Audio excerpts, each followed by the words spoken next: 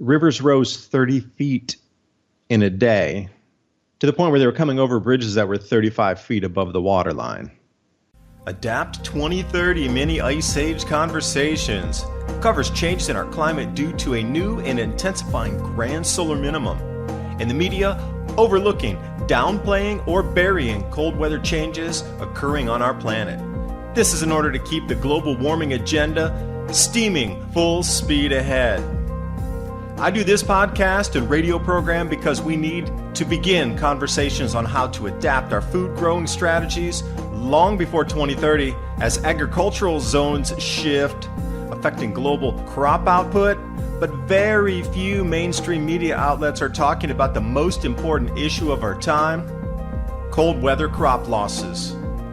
Our sun is going through a 400-year cycle, which has effects on our weather patterns as our magnetosphere weakens and the jet streams go out of flow. It's not CO2, it's not you, it's the sun. Are you ready to thrive in the Grand Solar Minimum? Then join me for Mini Ice Age Conversations. I'm your host, David DuByne. There's all these other little niches and nuances moving into the food economy. Holding a stock in a company will not help you except for the actual real dollar notional value, and you need to be placed in the right companies that are milling, processing, ag direct companies to be able to take advantage of the moving and shifting economy. In the beginning, supermarkets and these types of food processors and end distributors are going to do incredibly well because food prices are going to double. They're going to be up 30%, 40%, doubling more. But after that, some time, when people can't afford that, which we're seeing in Egypt now, people just quit buying it and they request the government to intervene. This is really interesting because how can you continue to run an economy, free market, if the government's going to seize everything that's coming in? I think there's going to be a lockup somewhere along the line. Don't know how that's going to work in the real world moving forward. Curious about that. So let's take a look at some of the extreme events. And again, if you're even 1/5 of 1/8 of one eyelid half open, you're still going to see incredible events coming through. 6.5 feet of snow in Italy already. This is all-time record snow. And also they've had record snow of almost 3 feet over in France and Spain over these last couple of days. In the Alps, of course, in the mountain areas, borders. But when I'm taking a look at this interesting satellite animation frontal boundary, this is crossing over the Mediterranean.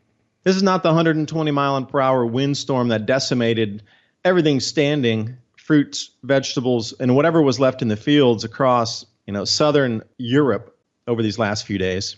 With the record snow, with the record rain, rivers rose 30 feet in a day, to the point where they were coming over bridges that were 35 feet above the waterline in Italy.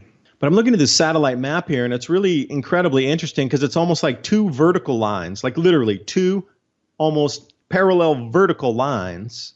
The system's oriented kind of north-south, directly north-south, and it's moving to the right. It's moving east. But it's the strangest type of cloud pattern I've ever seen. And everything in between it's darker shade, or obviously the weather pattern. A rectangle is moving across Europe. This is what I'm talking about, these new cloud bands and these new jet streams shifting into place. This would be an actual visual representation of a new jet stream shifting into a new place and causing this chaos. Chamonix, you got northwest Italy, was 6.5 feet. And Croatia, again, remember Dubrovnik had 6 months worth of rain in 3 hours.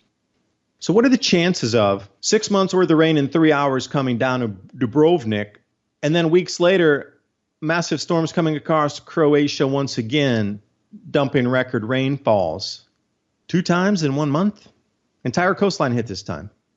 Severe flash flooding across Russia, the violent hailstorms through Rome. You got to realize they had 3 feet of hail dump inside central Rome, paralyzed the city. We're talking right down near the Colosseum as well. Anyway, there's so much hail that it was flowing into the shopping malls, down escalators, down into basements, etc. Weather systems across the planet. The extremes they're more stark, they're more contrasted, they're more ferocious. It's very discernible now that there's been an uptick. Hurricane force winds, widespread damage, from Italy all the way down through Corsica And again, I'll bring you to another flash flood event in Jordan. I covered this in a video. It was something like 6 months worth of rain out in the desert there, causing flash floods that rolled into the Dead Sea. So much so that it was visible with the debris, and the soil erosion was visible from satellites. And the Qatar event, a year worth of rain in just a single day. And then Jordan had a half a year's rain worth also in a few hours that caused missing people, injuries, etc. Got a lot of more coverage because a lot more military there doing the rescues, and there were so many NGOs, etc. Trinidad and Tobago, all-time record floods. So this is the thing that's interesting. Trinidad and Tobago, they get hurricanes and they get widespread flooding. They get massive flooding. But the massive flooding they had was more water than they get during hurricanes, because the intertropical convergence zone is sticking right over the islands. And again, this is a shift in a climate pattern. So literally a river from the sky dumping on the island for over a week, which is a mind boggler because you think hurricanes are dropping way more rain than just traditional kind of, thunderstorm patterns. But with the shift in the intertropical convergence zone, which is very known during grand solar minimums, this thing will shift. And this is also responsible for wind, cloud, and rain patterns to move north or south across the planet. Now you got to think about it. This is a whole new weather band that's moving more north. So what's the effect going to be when an entire convergent zone along the equator shifts more north? Everything else has got to move somewhere else also. It's not that this thing moves north several hundred miles and then the rest of the clouds stay in their just exact place.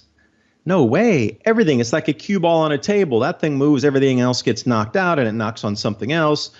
And you get in all these feedback loops, and everything has an effect on everything else.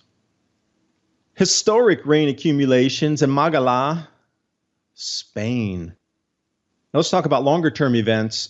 Hurricane rolled over Portugal. They hadn't had this strong of a storm since 1842. Now, this was the same exact time that Hurricane Michael was making landfall across Florida and unearthing ships that had been stranded on a sandbar and destroyed in a hurricane 119 years ago. What are the chances statistically of two storms that were once in a century plus event happening? Do you think there's a pattern there? Something repeating? That we've eclipsed now for sure the 100-year intensity mark of what's happening with the storms? It's a question. It's a thought experiment for you to think about. The deadly floods in Yemen and Oman and Saudi Arabia. Yeah, that's right. Third time, deadly floods, Yemen, Oman, and Saudi Arabia. And since I have been talking about our need moving forward in this new society that we're entering as our global grain production starts to be reduced in yield, your food prices are going to skyrocket. And I mean skyrocket, not just doubling or tripling, something like 5 or 10 times higher by 2020 at the very least. TrueLeafMarket.com. I really want to talk about growing your own food, which will be a necessity moving forward. They've been around since 1974, heirloom and organic seeds. Since I've started talking about them in my videos, I have a lot of people write and say that they've previously ordered, that they know the owner, having great results, good customer service. They quite enjoyed the seed quality as well. And there's so many ways that we can go about growing different types of vegetables that we're going to need. Microgreens are incredibly nutritious. They're super fast to grow. In less than a week, you can have something that you can eat. And we know the benefits of microgreens. All you have to do is use a search engine and look up vitamin, mineral, nutrient content of microgreens. You'll be shocked. Also, sprouts. We can get those a little bit taller, a little more dense, a little bit larger volume on the vegetation mass coming off of there. So how do you know what kind of sprouts to grow? How about wheatgrass or herbs? What about different types of herbs that we can add to our foods? Now, what I just described to you, there's a full range of starter guides there at TrueLeafMarket.com for you to take a look at.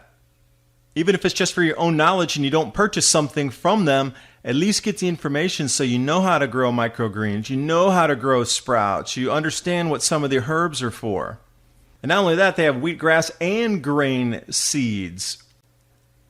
So when I'm talking about grain growing regions going offline, we just need to look back in history and see where across the planet there was difficulty growing grains when this grand solar minimum intensified and the jet stream started wandering just like they're doing today due to a decreased magnetosphere that does not hold our jet streams locked in their traditional flows. Grains are one thing, herb seeds are another, cover crops, something different, but whatever you do, organic seeds are going to be a necessity because you can save those seeds and then grow them the next season, which you unequivocally cannot do with GMO. TrueLeafMarket.com. Use the link below and give yourself the gift of organic and heirloom seeds. So they had all these lakes form out in the sand dunes because of the runoff. It formed new riverbeds. Roads were cut off. And suddenly animals were grazing because grass just sprouted out of nowhere. It saved the farmers an enormous amount of money. They didn't need to buy feed for their goats and their herds anymore because it's growing naturally again. So the story was a human interest story that the farmers now saved money because they didn't have to buy feed.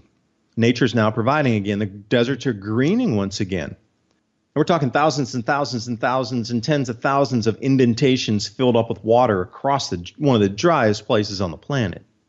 And now some of them are so full that they're connecting between each other to form larger deposits because there's been, some soil erosion and one of the larger bodies at a little tiny lower elevation. Water flows to the lowest location and they split, and now they're joining in some locations some of these water bodies. This didn't happen in the modern minimum. If you go to the accounts of the Arab traders, they're talking about these type of events happened 1,800 years ago, which makes me rein back in my forecast for a 400-year grand solar minimum. I'm saying that's way too conservative now that we're starting to see really things coming to fruition that were talked about in accounts from real people during real times millennia ago.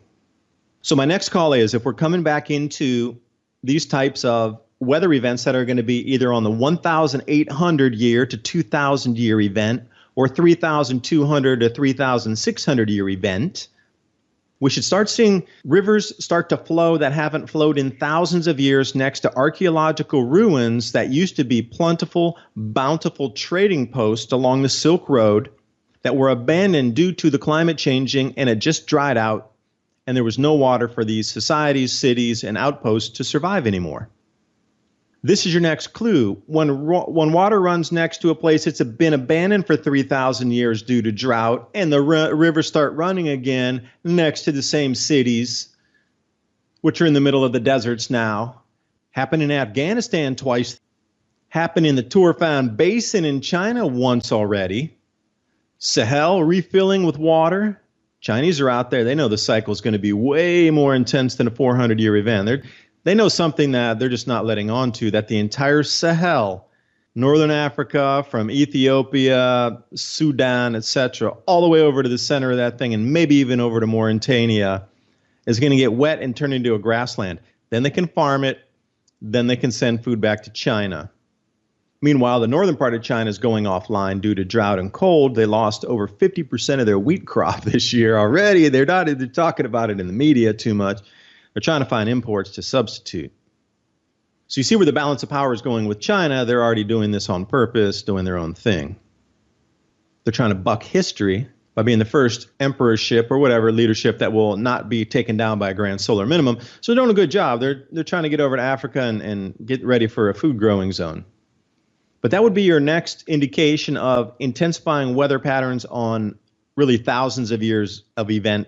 You're not century cycles.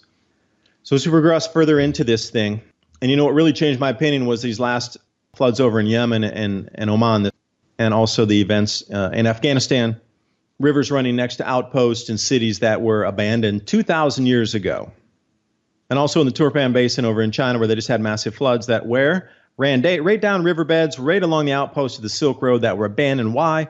Because of drought conditions thousands of years ago, when that place used to be a forest along the Silk Road. What's right now, when you talk about going through Xinjiang and that Turfan Basin out there, one of the hottest, driest, most formidable, dangerous places on the planet.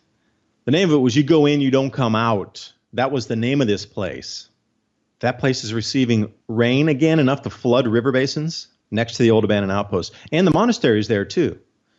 So you got to think about these climate cycles. These are in multi-thousand-year events where that place used to have forest and grassland. It needed rain to do that. And those cities thrived. That was the Silk Road. That was a major artery of trade. And there were some desert sections, of course. That's why you use camels along in some places. But it wasn't so inhospitable as it is today. Can you imagine trying to get through there today? They have rail lines, buses, and modern transportation, and stuff still breaks down all the time, and people always needing help out there. To walk through there today like they did on the Silk Road would be a death sentence. I don't know if you could really walk through that section as such as they did when it was much more green with trees and shrubs and plants, etc., and water running through so people could refill for the caravans to let the animals drink as well as have the people and prepare food, etc., and clean your body. Today, that is not possible.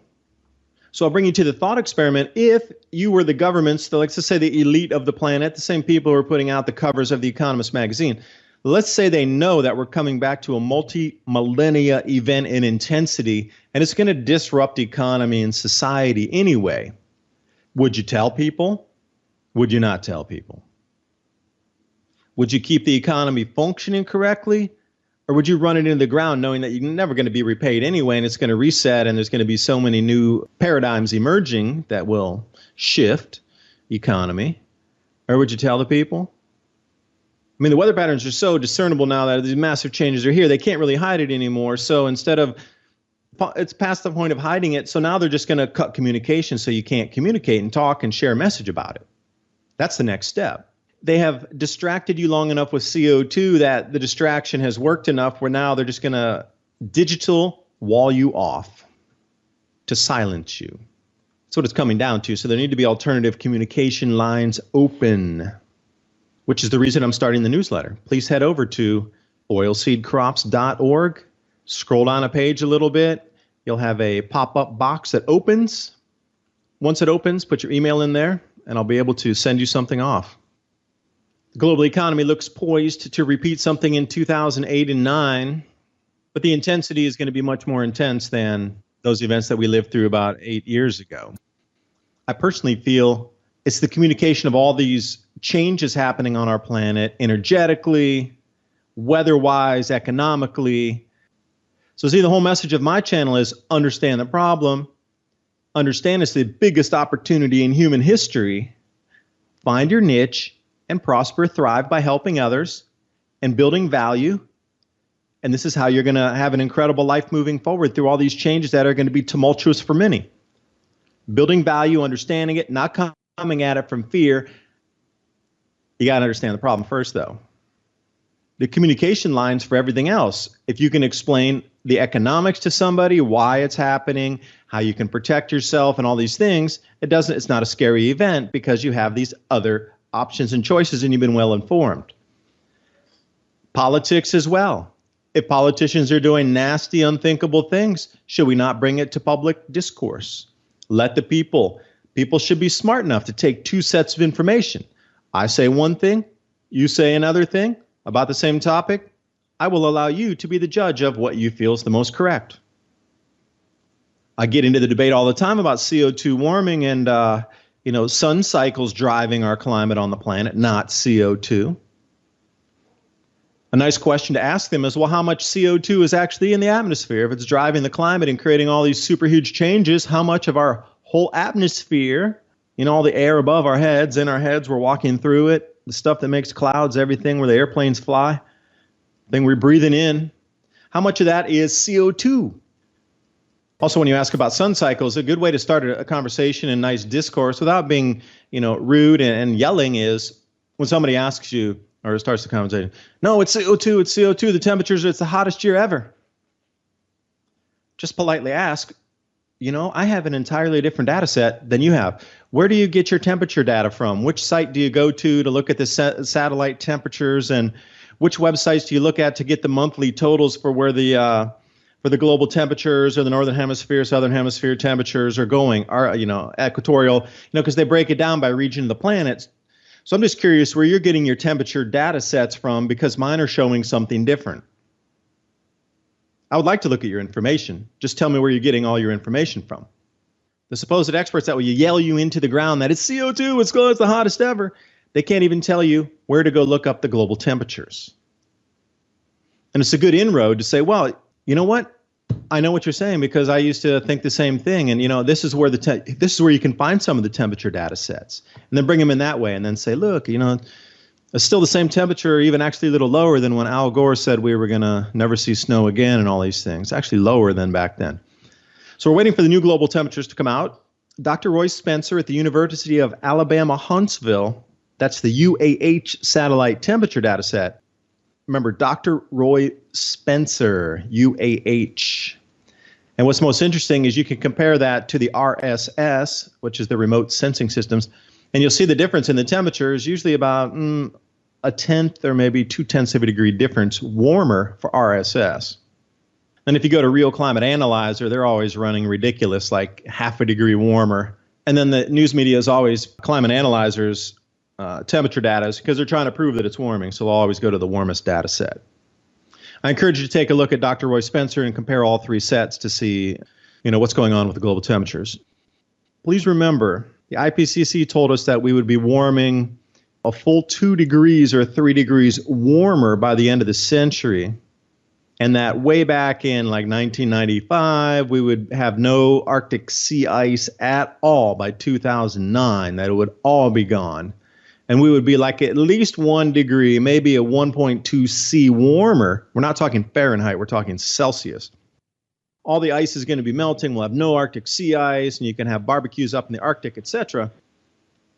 So they're still at least, 7 times too high on the heating. And there's an enormous amount of ice this year. The ice seems to have regained itself in thickness and breadth as well.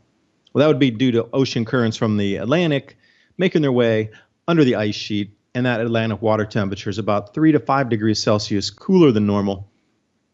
But anyway, if you get into a discussion with somebody, just bring it up in a civil manner to have this discourse. Because I believe that we need public discourse. We need a debate about it. Science. And if people are very dogmatic and very stuck that it's CO2, please ask them, where do you get your data from? And try to get them on some numbers and start the conversation that way. Because perhaps they didn't know that there's all this other information out there. Because maybe they're only stuck in a small echo chamber of it's this or that. Like I really try to go across all the echo chambers, if you will. Because I want to see how the other side's thinking, what they're talking about, how they're trying to prove their point. So then at the same time, I can come back and when somebody mentions X, Y, or Z, I'll already know what they're talking about and how they're thinking about it. So then I can come at it with a logical argument, not really an argument, but a logical debate to get them to talk and we can roll it down the road further. And that's what it's really about, is trying to get people to understand that these changes are driven by the sun. They've been here before. I've had a lot of people ask me, what's going to happen in the future? How am I going to know what's happening? Well, my simple answer is the crystal ball for you is a history book because it's a cycle. It's happened before. It's going to happen again. The past is the future. So go back in the 1600s and look at what happened in the Maunder Minimum. Read about the accounts. What happened? How the weather changed, how the economy changed, how population migration, all these things changed. It'll be a great gauge, but there's a lot more people on the planet now, so the effects are probably going to be even more pronounced than they were, let's say, 1640, 1650. All right, well, on to the economic news. Now, the signals are all around us that we're in for at least something as contracting as 2008 and 9 at the bare minimum. Everything's coming unwound at the same time. We're seeing the exact same unwind with the banks. Look for Deutsche Bank. If Deutsche Bank goes, that'll be the Lehman Brothers of our time, but they're 2.5 times larger than Lehman Brothers was. So you got to think about the devastation in the markets that'll create. Now, people with variable rate mortgages that are just barely above being able to make their payments, subprime, we saw this thing back in 2008. Did they not learn their lesson on lending to people that can barely afford it on a variable rate mortgage? We're just going to repeat the same exact thing again. Except this time it's going to be much more pronounced because nobody will accept government bail-ins. Nobody will accept new QE. Nobody's going to accept bailing out the banks again. Because if they couldn't fix the problem the first time, sure as hell not going to fix it the second time. And you're sure not going to take my money out of the bank. Because, they talk about bank bail-ins. The law actually states that if your money's in the bank, you gave it to us, and we can choose to give it back to you or not. I think that is going to cause more civil unrest than the food shortages will in the beginning, as if they lock the banks down and say, no, you can't have your money. The law says it's legally ours. You see that little fine print at 2-point writing that was at the very bottom thing? It says, yeah, we own your money and we can choose to give it back, and we can confiscate everything that's in your safe deposit boxes legally. Yeah, we're not going to give you your money back. We're going to save the bank first, and we're going to ask the government to help us out and give us trillions back. Awesome. Raise your taxes, inflation. I think people this time are going to stand up and be like, no possible way. I think the silent people are going to actually stand up and be vocal this time. Personal opinion. But the reason I bring up the possible contraction, which is more likely than possible, China's seeing gargantuan slowdowns, and they're having street protests because property prices are reducing so quickly. And you got to realize the street protests are not in some backwater Shanxi third-tier town. The protests are in downtown Beijing. See, this is a huge, huge difference. They're already right in the belly of the beast protesting property prices. And they know what happened in Tiananmen Square. They know the soldiers will come and gun them down and arrest them, yet they're still protesting. And these are older people. You know, it's not so much college kids. They're all older, well-to-do citizens of the country. Tens of thousands of them coming out, saying, hey, our property price is lowered and you are giving discounts to these new people. And there's a lot of animosity in China toward the system that's holding them. They all played along because everybody was making money. They kowtowed to the censorship. They kowtowed to the authoritarian regime because everybody was making money. Why shake a very solid boat of comfortableness? Why would you shake that? But now that things are becoming uncomfortable, the threads of that society are starting to unravel. And not to mention the kids over there who are super unhappy.